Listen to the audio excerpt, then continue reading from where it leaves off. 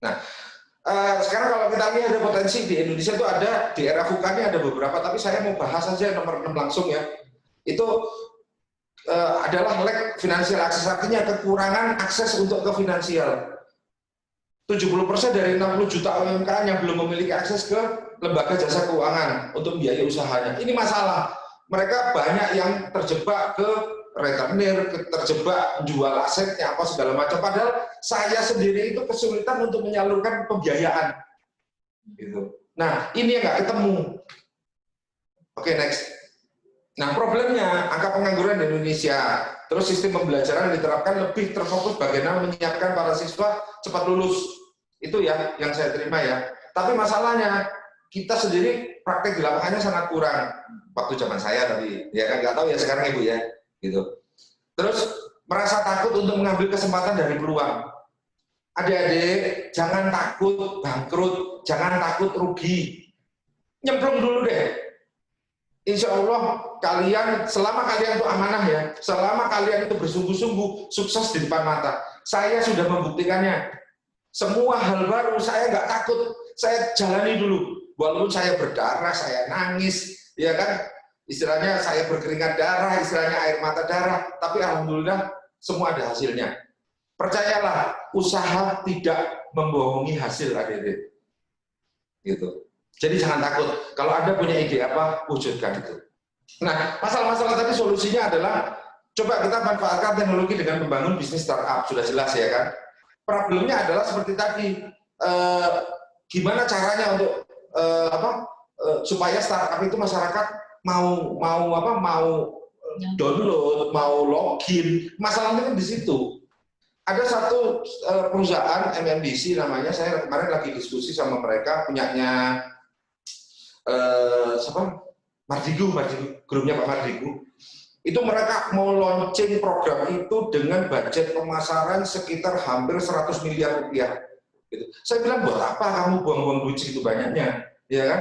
Pakai jasa saya. Jadi saya itu mencoba mengedukasi masyarakat dengan cara old style. Memang sekarang orang bilang, oh marketing cara lama udah nggak efektif. Sekarang waktunya marketing 4.0, semua waktunya aplikasi. Tapi kembali lagi, pakai web, pakai aplikasi, kalau orang yang end usernya tidak teredukasi, siapa mau download gitu loh.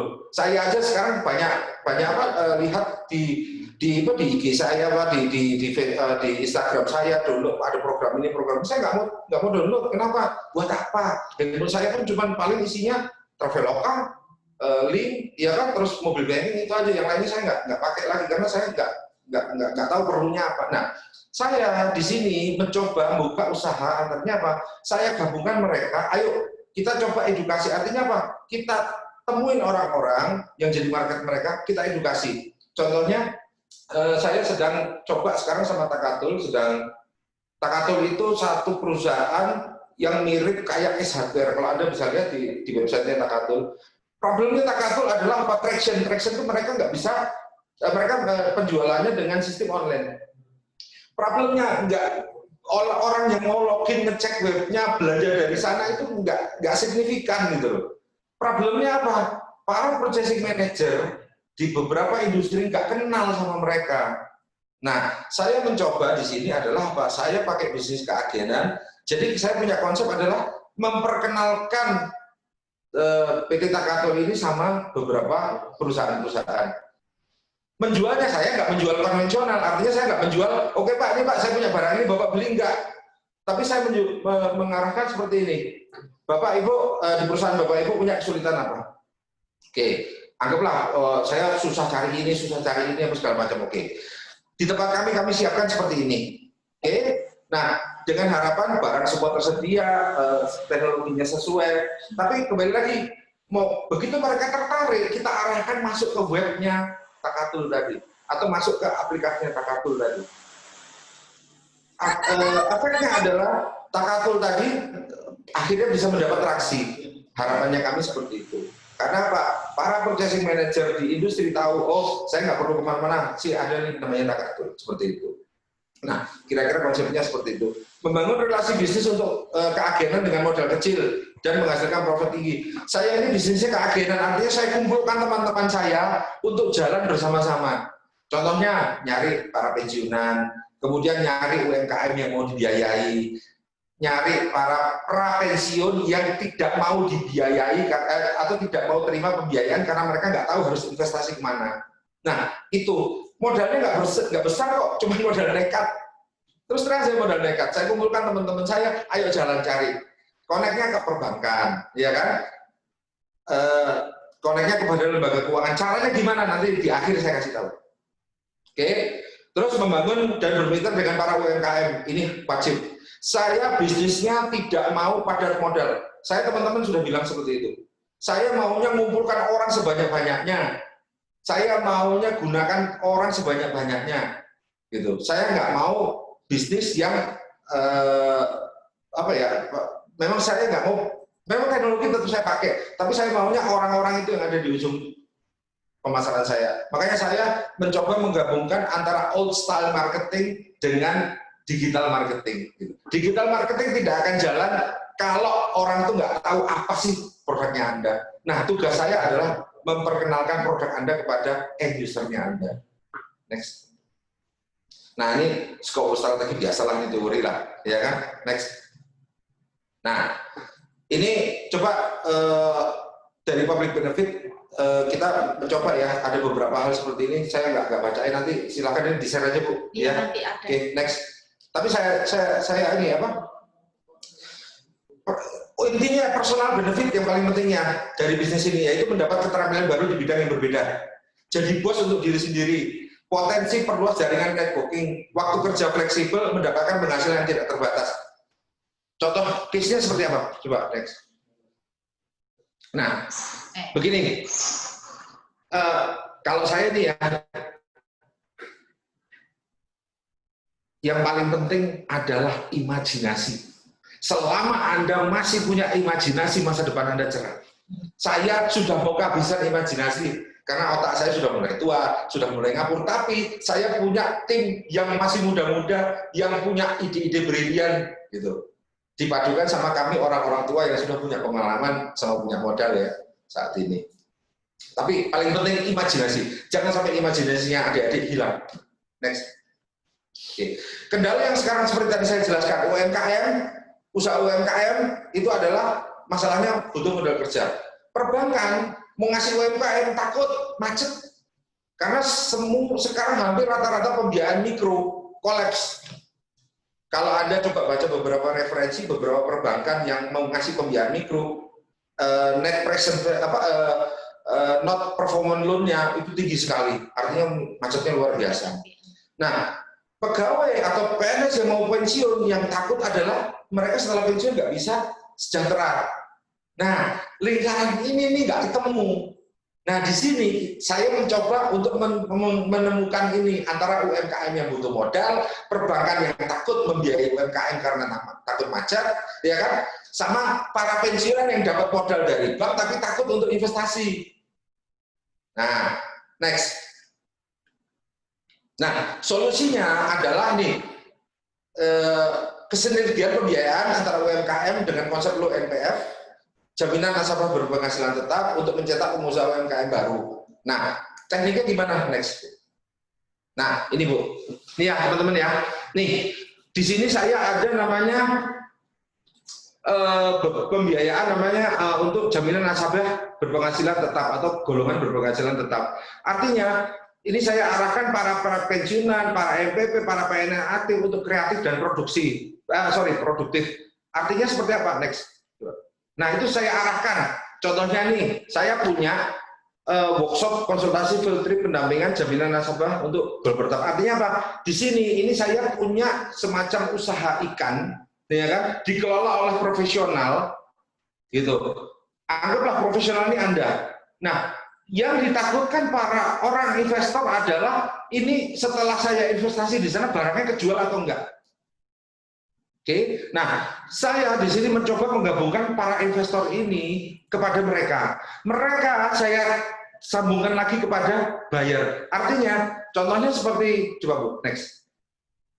Nah, ini usaha ikan ya, ikan itu di kolam gitu. Itu di kolam di belakang rumah. itu mereka dikelola oleh profesional. Jadi para pensiunan atau PNS itu ngolah kolam seperti ini, terus kemudian nanti ini ada franchise-nya lagi, ada rumah makan yang sudah siap untuk membeli itu. Artinya setiap orang yang menanam modal di situ punya kepastian, dia tidak mengelola, dia hanya akan mendapatkan hasil dan dapat kepastian bahwa dia nggak akan repot-repot menjual karena yang menjual Anda. Gitu. Jadi Anda yang meyakinkan mereka bahwa mereka Anda yang mengelola, Anda yang akan menjual produknya mereka. Mereka investasi tinggal duduk manis melihat hasilnya. Gitu. Next. Nah, ini ada juga bisnis kos-kosan modern. Ada juga bisnis blok nila modern seperti yang tadi. Konsepnya adalah cross selling. Seperti Anda lihat tuh produk bisnis nila mulai dari mereka nanam nilanya, prosesnya, kemudian pengolahannya sampai nanti ada yang jualnya seperti apa. Termasuk ikan lelenya itu nanti kita franchise. Kalau di Jakarta ini udah banyak sekali ya seperti ini ya, gitu. Terus bisnis kos-kosan atau bisnis kos-kosan itu begini loh. Beberapa developer itu trouble-nya adalah mereka pembelinya kurang banyak, kurang bagus. Contohnya aja ya. Kalau adik-adik tinggal di yang kos di sekitar ABM sini ya, di sini sekarang adik-adik nyebutnya ABM apa Setia sih? Ya ABM ya Setia. Nah, ya udah. ABM atau Setia ini ya, ada satu aja yang mau bangun apartemen di dekat sini, insya Allah laku keras. Konsepnya apa? Jadikan kos-kosan modern.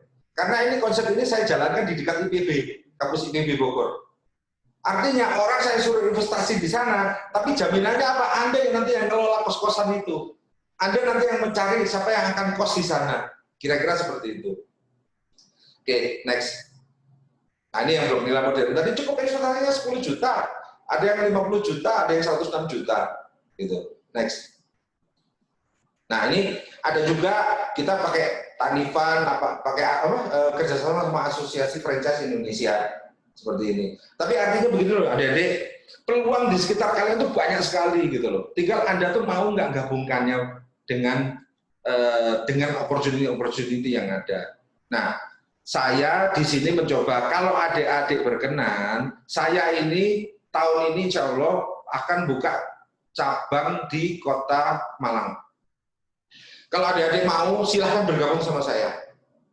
Nanti coba saya ajarin bagaimana cara menjual, bagaimana cara menggabungkan atau mempertemukan mereka. Nggak ada biayanya, justru Anda nanti yang saya gaji. Gitu. Tapi keringetan, gitu. Ya, kira-kira seperti itu. Konsepnya sekarang adalah bagaimana Anda menggabungkan opportunity yang ada dengan pemodal. Bagaimana Anda ketemu pemodal menggabungkan dengan orang-orang yang butuh pemodalan. Konsep paling bagus adalah memang konsep selama ini yang kami tahu adalah konsep syariah. Itu yang paling bagus menurut kami. Karena kenapa? Konsep syariah berbasiskan bagi hasil. Itu yang paling fair menurut saya. Nah, kira-kira seperti itu, Bu. Nah, saya mohon maaf ya kalau penjelasannya agak loncat-loncat, tapi ya memang gaya saya seperti itu sih adik-adik. Gitu. Tapi silakan kalau memang nanti ada pertanyaan atau ada yang kurang jelas atau ada yang minat, saya membuka peluang adik-adik nanti begitu kantor Malang, Surabaya buka, silahkan gabung sama saya. Atau yang mungkin ada di kantor, ada yang di kota Jogja, ada di kota Cirebon, ada yang di kota Jakarta, silahkan bergabung sama saya. Gitu. Saya bukan menjanjikan Anda jadi karyawan, enggak. Tapi saya menjanjikan Anda punya ilmu. Gitu. Supaya bisa memperluas jaringannya Anda. Oke, kira-kira seperti itu. Ibu, silakan Bu. Oke. Udah tanya jawab ya berarti ya? Ya, monggo. Silakan kalau mungkin ada yang pertanyaan atau yang kurang jelas. Silakan kepada kalian yang ingin melakukan atau ingin konsultasi atau bertanya ya kepada Pak Afia tentang penjelasan yang tadi sudah dijelaskan.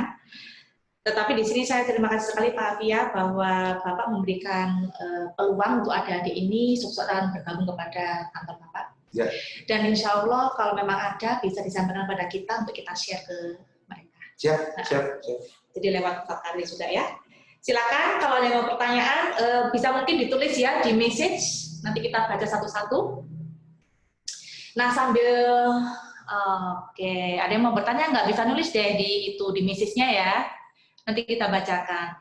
Nah sambil menunggu pertanyaan dari teman-teman, dari mas-mas dan bapak semua, satu deh saya nanya dulu ke Pak Afia. Ya. Tadi dikatakan bahwa dalam membangun bisnis tadi, dari mungkin di awal karir waktu bapak itu ikut di perusahaan orang, sampai dengan sekarang sudah mandiri menjadi entrepreneur, itu tadi dikatakan bahwa bapak itu berjuang, berjibaku, keluar darah dan keringat gitu ya, bahwa memang di luar sana itu untuk nge-sell sesuatu yang kita jual itu bukan hal yang mudah mungkin. Ya. Nah, bisa diberikan triknya Pak Afia, bagaimana sih cara kita bisa habis kejeblok terus kita bisa bangkit gitu ya. Okay. Nah, itu apa yang harus kita butuhkan Pak? Mental apa yang harus kita punyai? Kemudian kita harus bagaimana untuk bisa kita muncul kembali ke apa yang kita inginkan. Oke.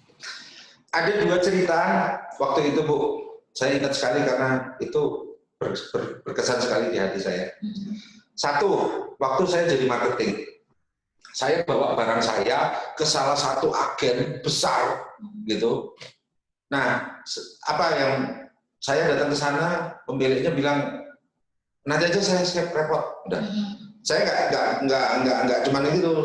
2 kali saya ke sana, 3 kali saya ke sana, saya diusir. Ngapain kamu kesini? Barang kamu nggak laku, gitu.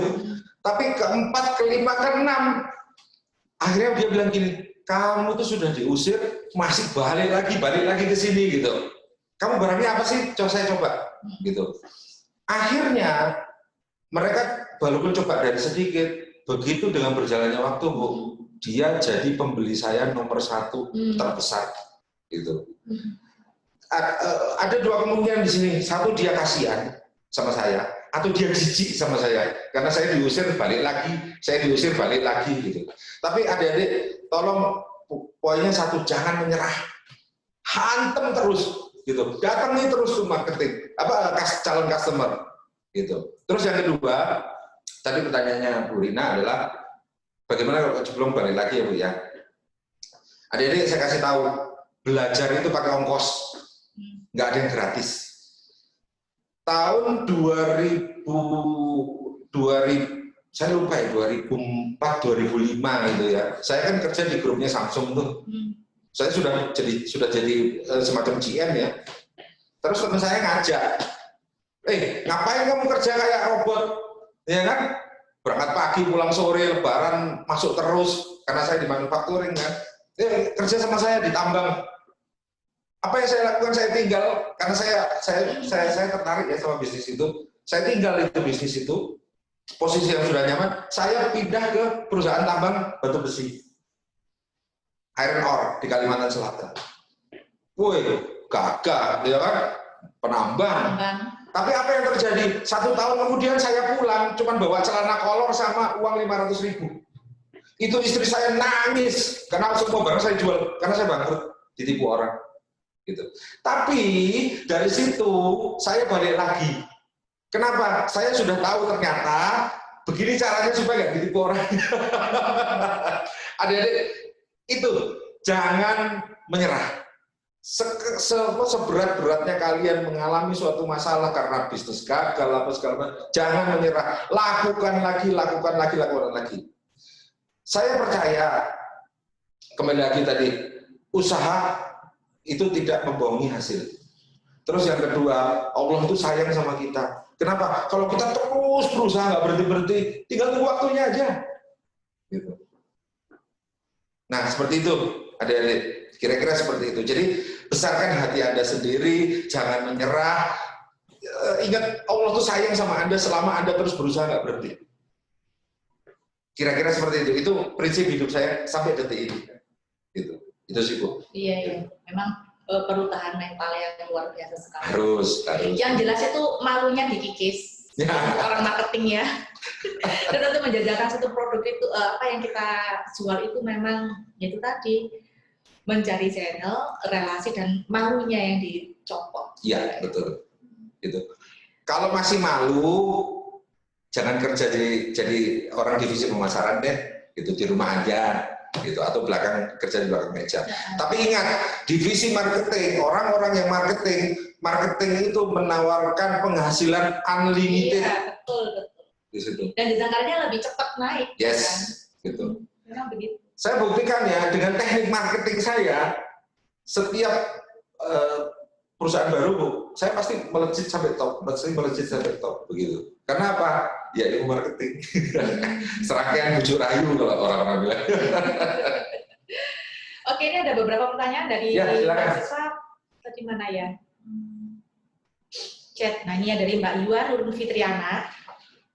Setelah pandemi ini berakhir, pasti banyak perusahaan yang membuka lowongan secara besar-besaran, ataupun malah mungkin tidak membuka karena sudah merasakan efektif dari jarak jauh, sehingga persaingan mungkin semakin tinggi. Menurut Bapak, soft skill seperti apa yang harus tetap ada agar tetap bisa bersaing dalam kondisi seperti itu, Pak? Tidak membuka karena tidak, oke. Karena sudah ini nyaman dengan WFH. Yes. Saya kasih tahu ya. Saya pada dasarnya manusia itu adalah makhluk sosial. Oke. Memang ada beberapa perusahaan yang bisa closing pakai jarak jauh. Ya kan? Tapi manusia itu lebih senang didatangi, dimaintain. Dimaintain artinya apa? Dijelaskan. Sebetulnya gini loh, saya ini agak selama pandemi ini, Bu, ya, saya jualan pakai online gini, saya agak kehilangan feel. Yeah. Feel-nya apa? Seperti sekarang ini saya sama Bu Rina nih, ya kan? Bisa deket, tatap mata, ya kan? Saya tahu ekspresinya dia, saya tahu mood-nya dia seperti apa, gitu loh. Tapi jangan khawatir, nggak akan ada itu yang 100% nggak ketemu. Gitu. Jangan khawatir adik-adik. Kita ini makhluk sosial. Kita pasti butuh ketemu, kita butuh diperhatikan, kita butuh diskusi seperti itu. Gitu. Interaksi langsung. Ya, betul. Istilahnya interaksi langsung. Gitu. Oke, yang kedua dari Mas Amrisal Kausar. Pak, saya ingin bertanya, apa saat ini fitur-fitur yang disediakan seperti Facebook, Ads, atau IG Ads akan efektif dalam melakukan pemasaran dalam bisnis bentuk jasa, seperti wedding organizer atau bisnis jasa lain? Mengingat bahwa di masa new normal saat ini terlihat seperti bisnis jasa kurang prospektif dan diminati end user. Betul. Betul sih, rekan-rekan.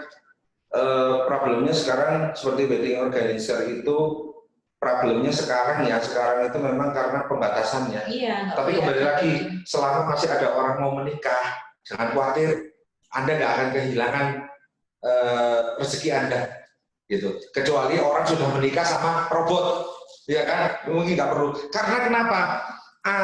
Secara budaya Indonesia itu punya kebudayaan harus, kalau orang Jawa tuh harus mantu.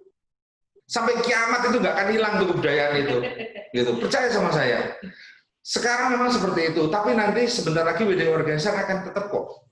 Karena kenapa? Saya sekarang melihat beberapa orang-orang sudah mau seperti itu. Gitu. Tapi kembali lagi, Anda kemas bagaimana cara menjaga jaraknya, bagaimana Anda menjaga physical distancing-nya, seperti itu sih adik-adik. Nah, yang saya lihat sekarang di Jakarta, wedding organizer itu juga tetap ada, tapi mereka nggak ada makan, Bu. Makannya dibawa pulang. Nah, kira-kira kayak gitulah. Jangan khawatir. Allah udah ngatur rezekinya kok, gitu. Pasti ada itu. Tapi kembali lagi, tinggal Anda kemas lagi wedding organizer-nya seperti apa. Contohnya kemarin ya, teman saya habis mantu, itu anaknya, itu seperti itu. Saya lihat kita datang, memang nggak salaman, cuma seperti itu. Terus makanannya itu dibungkus. Tetap kok, orang perlu ketemu sama orang, ngasih salam gitu, walaupun nggak bersentuhan. Gitu. Mereka tetap butuh sewa gedung, mereka butuh dekorasi itu perlu, tetap kok. Jangan khawatir, itu masih ada. Oke. Nah, ini itu jawaban dari Pak Afia ya terhadap 2 pertanyaan yang ada di grup chat ini. Yang lain mungkin ada lagi yang mau ditanyakan? Masih belum.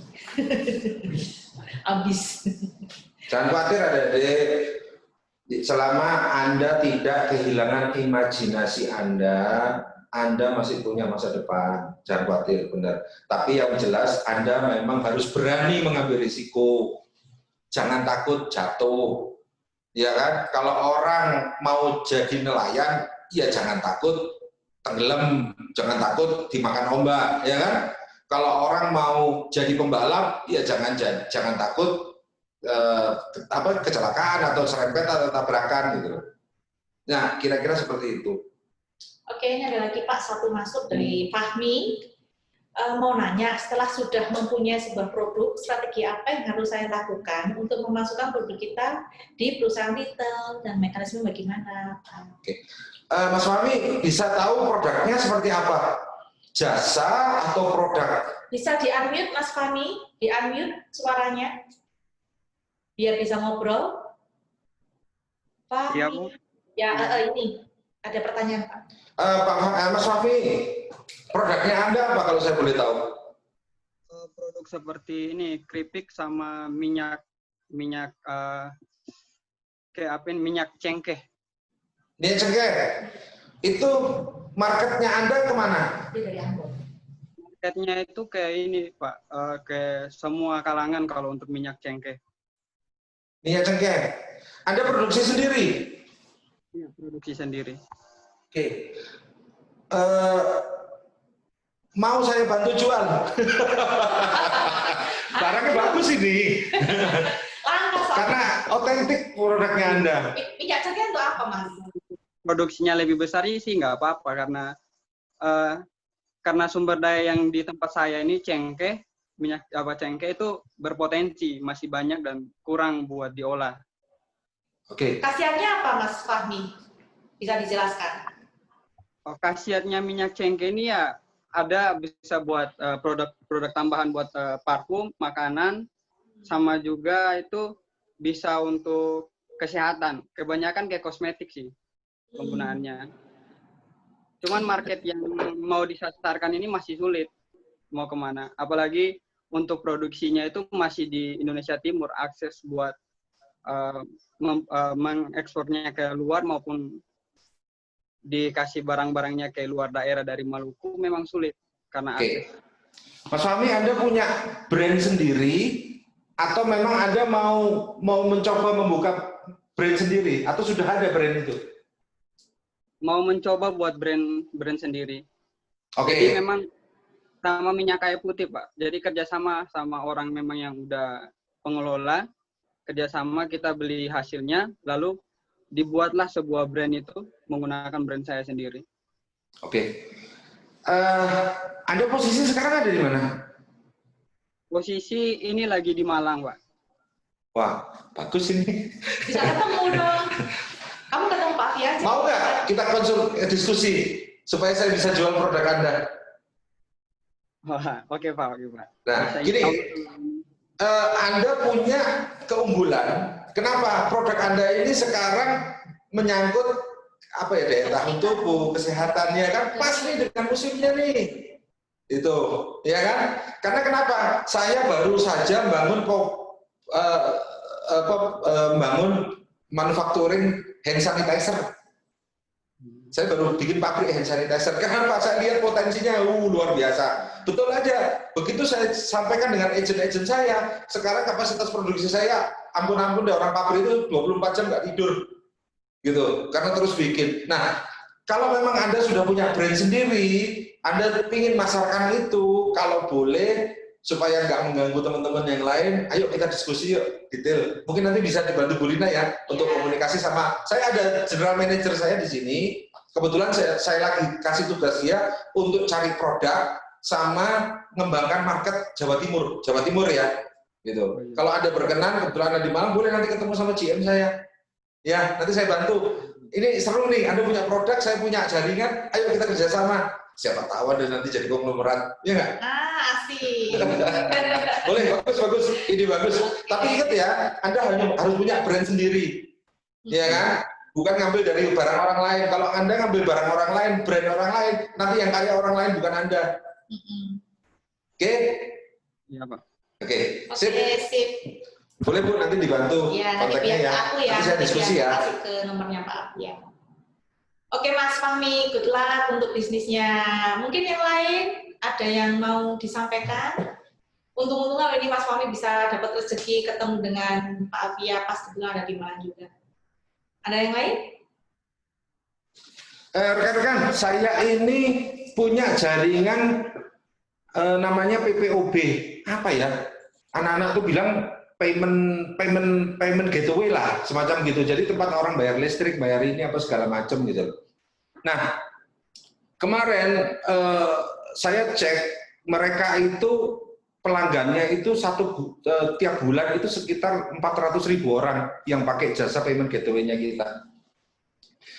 Kemarin iseng-iseng saya gandengin sama asuransi 2.000 rupiahan gitu. Saya gandengin sama hand sanitizer, laku gitu.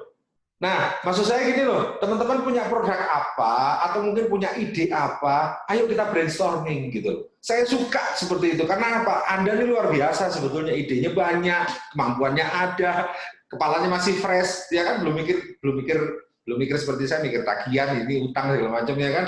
Anda masih punya ide luar biasa, ayo kita brainstorming. Saya suka seperti itu. Karena apa? Anda pasti punya ide. Gitu. Saya punya pengalaman kalau kita gabungkan pasti luar biasa. Iya, sebenarnya kalau mahasiswa ini ada mata kuliah entrepreneurship sebenarnya ya. Oh gitu Bu ya. Kemudian kayak saya kan hari sebenarnya ini mengajar entrepreneurship. Sekian pertemuan teori, sekian pertemuan itu mereka membuat produk. Nah, saya rasa kalian semua di sini kan udah mengikuti mata kuliah itu ya, dan pasti sudah ada pengalaman untuk kemarin menciptakan produk ya.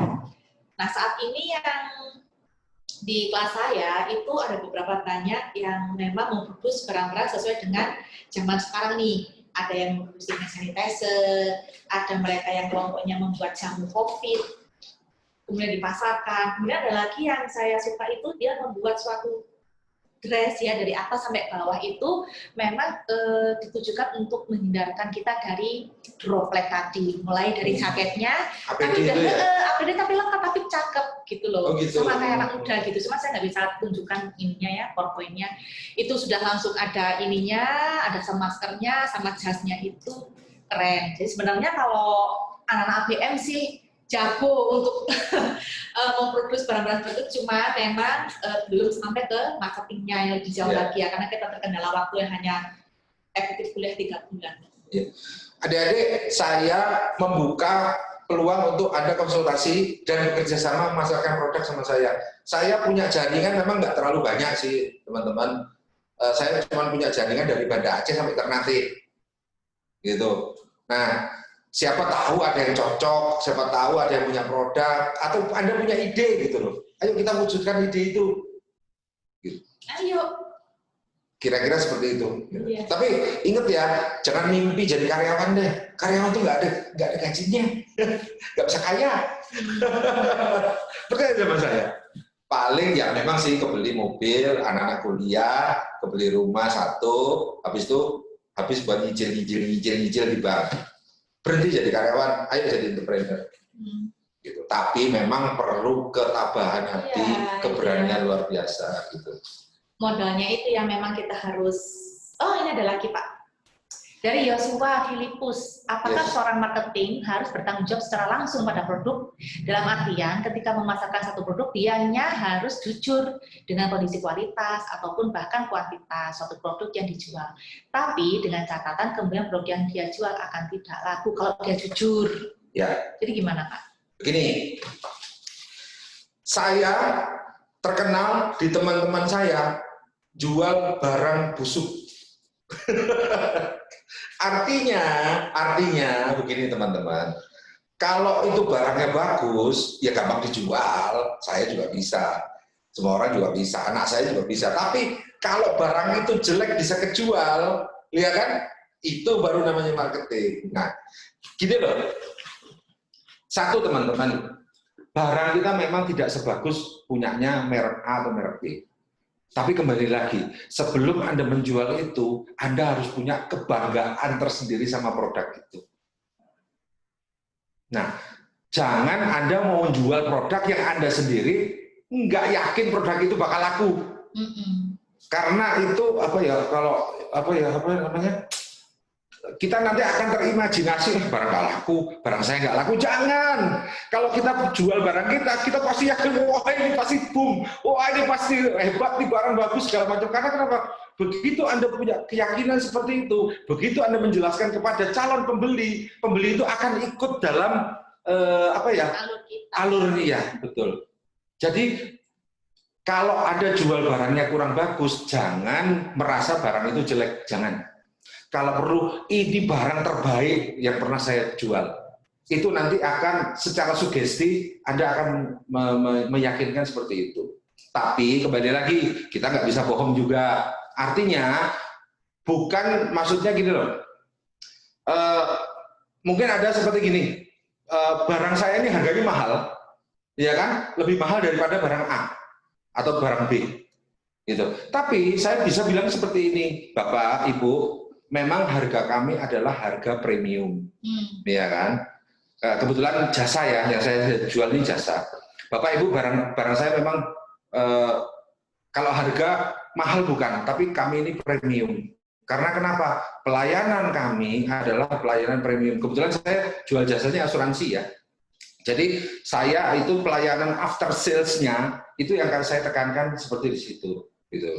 Jadi sampaikan bahwa kita memang punya kekurangan, tapi cara nyampaikannya jangan Pak, ini barang saya mahal loh Pak dibandingkan itu. Wah, nanti kalau ini beli satu saya berdua jangan, itu namanya bunuh diri gitu loh, ya kan? Tapi yakinkan nasabah Pak, barang saya ini memang harganya premium, tapi Bapak akan dapat kualitas yang premium. Nah, kira-kira seperti itu. Siapa tadi yang tanya tadi?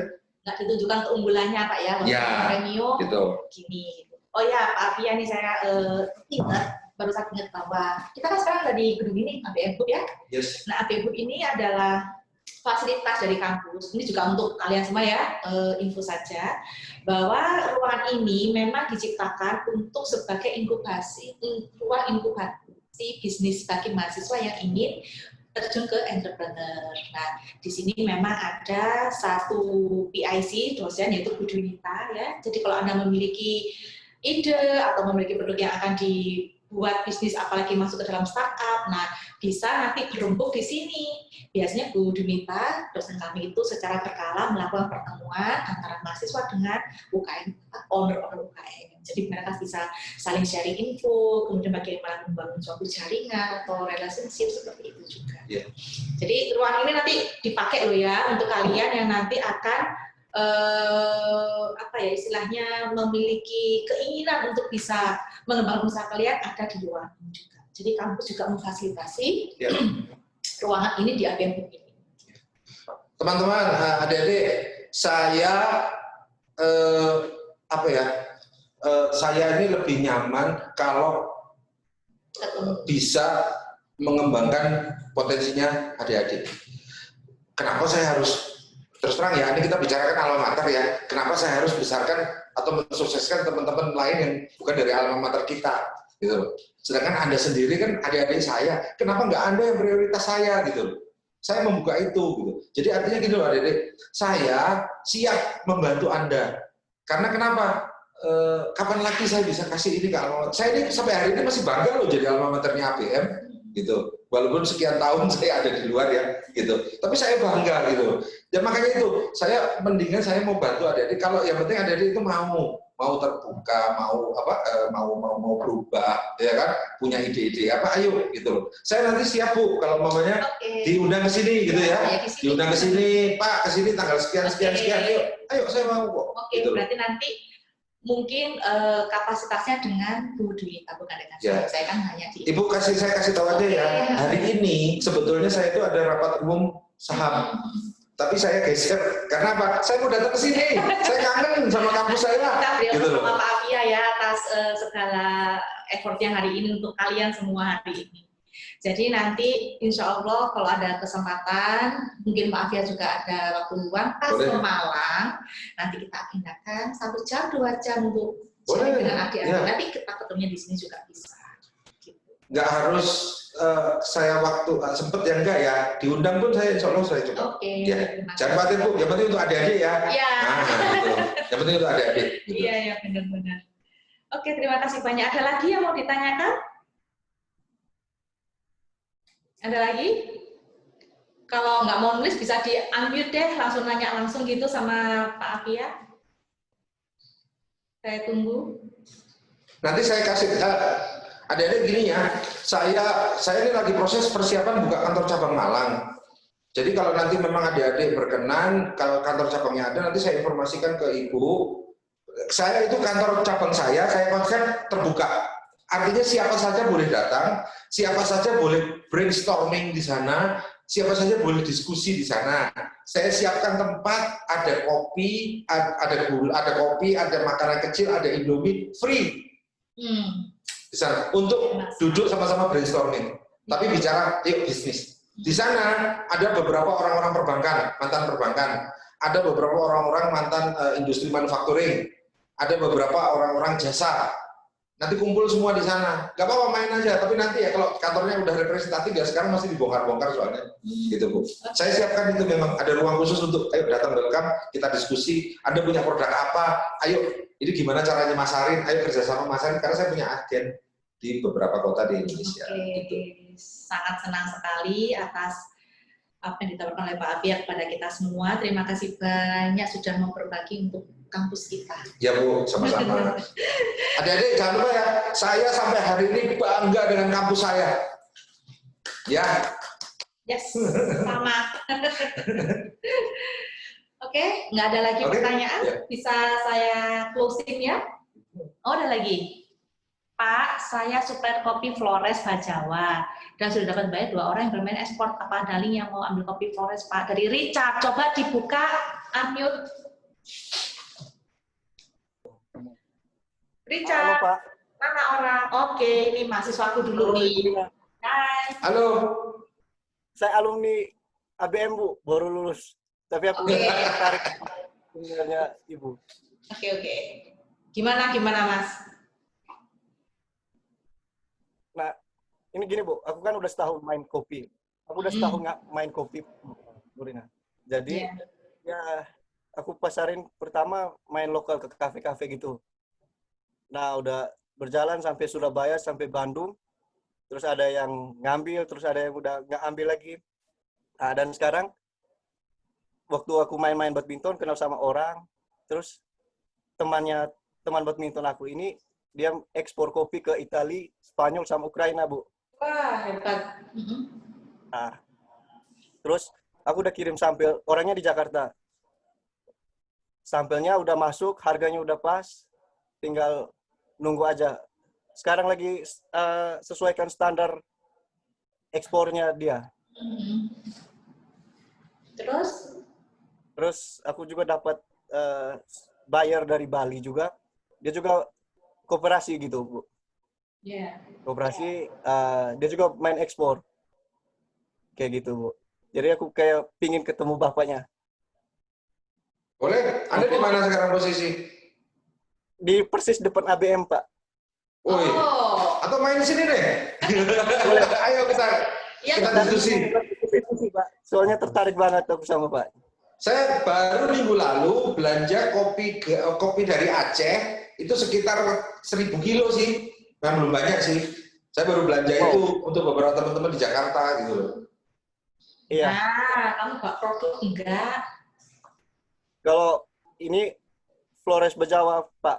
Jadi kualitasnya baru di booming kan. Tapi kualitasnya bagus banget gitu. Kuantiti ada? Kuantitinya cukup?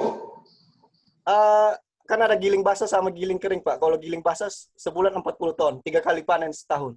Oh, luar biasa sih. Oke. Ya. Nah, oh ya teman-teman, ya boleh. Ayo, kalau mau diskusi, saya juga lagi nyari kopi nih. Gitu.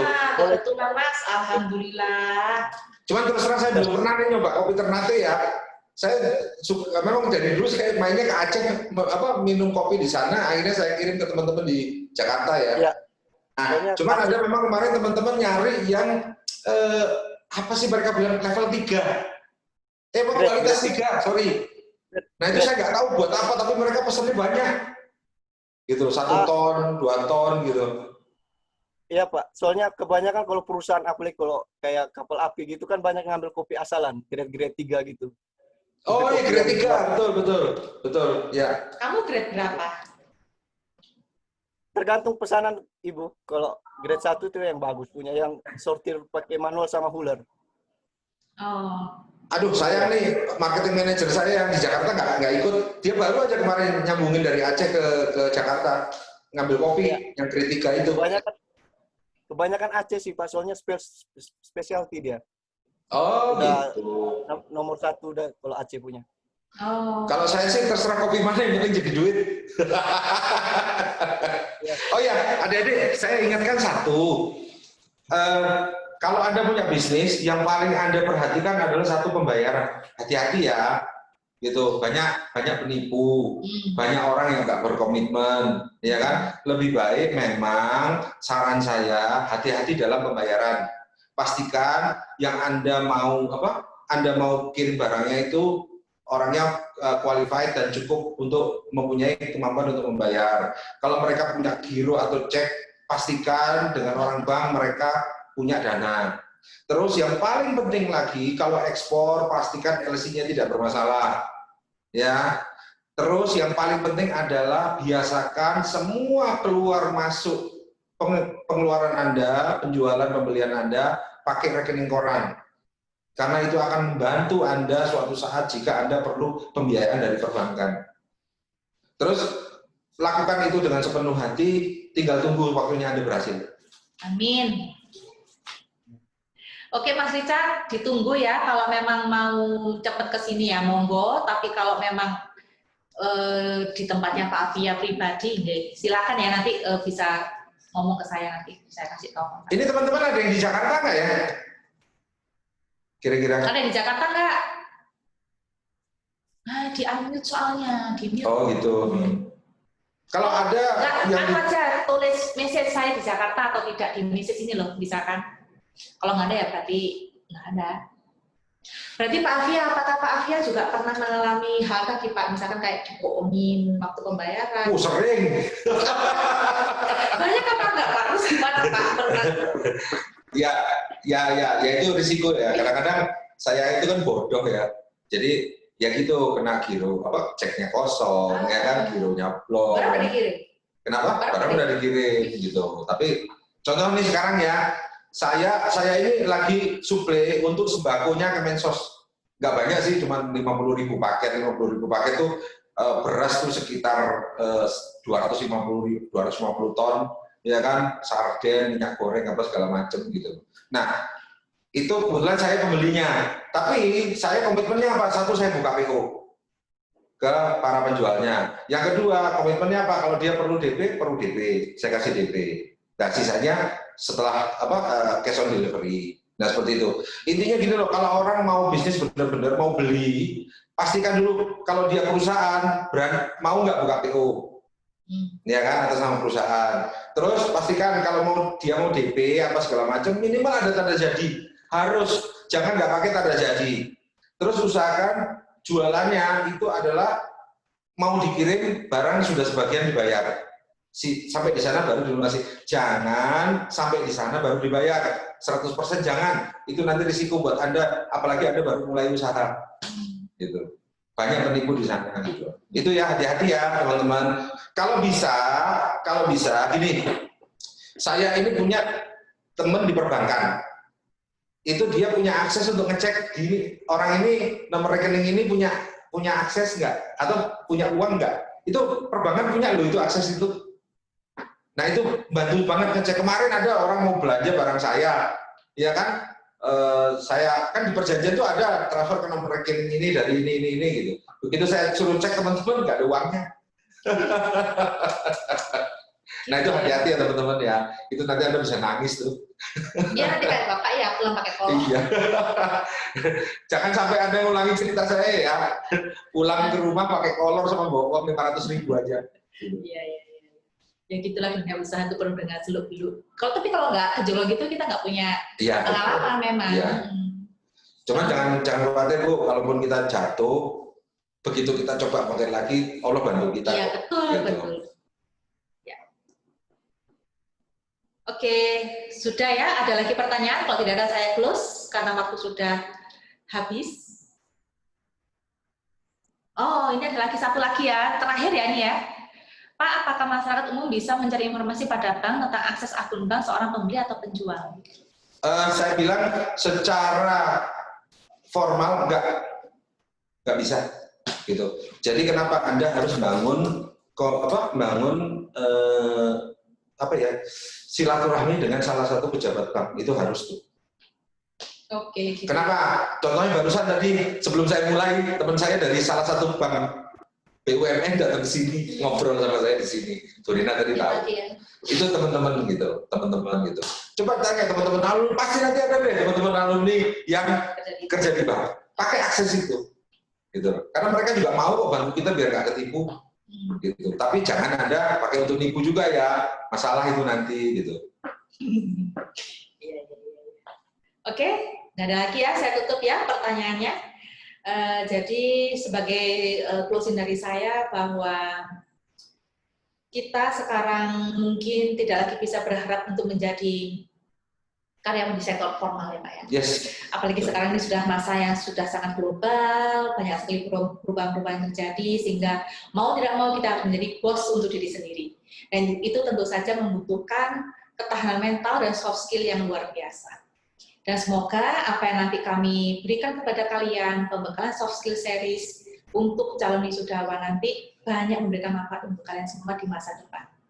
Satu pesan saya, jika Anda sudah sukses, jangan lupakan alma mater kalian yang sudah membesarkan kalian saat ini. Ya, kalau ada yang di luar kota, monggo main-main ke kampus untuk tetap bersilaturahim dengan Bapak Ibu dosen yang pernah berjasa pada hidup Anda. Boleh sekarang di-unmute semua suaranya. Kita mau perpisahan. Di-unmute semua. Oke. See you next. Terima kasih ya. Iya. Terima kasih adik-adik. Ya, luar biasa. Kalian semua luar biasa. Ya, Pak. Terima kasih, Pak. Terima kasih. Semua ya. Thank you, Pak. Thank you, Bu. Semangat ujian komprenya, semangat masing-masing. Amin. Amin. Sukses ke depan. Amin. Terima kasih. Skripsi. Monggo. Sekarang saya tutup. Assalamualaikum warahmatullahi wabarakatuh. Waalaikumsalam warahmatullahi wabarakatuh. Waalaikumsalam warahmatullahi wabarakatuh.